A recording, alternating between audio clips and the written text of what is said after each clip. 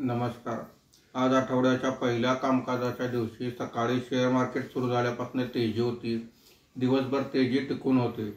आज मार्केट बंद होताना सेन्सेक्स हा 295 पॉईंट वाढून 80,797 वर बंद झालेला आहे। निफ्टी हा 114 पॉईंट वाढून 24,461 वर बंद झालेला आहे। आजच्या कामकाजामध्ये BSE oil and gas index सर्वात जास्त म्हणजे 1.95% वर आहे।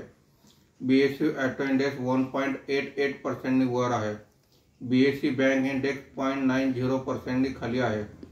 BSE मिड कॅप इंडेक्स 1.45% आणि स्मॉल कॅप इंडेक्स 1.23% वर आहे।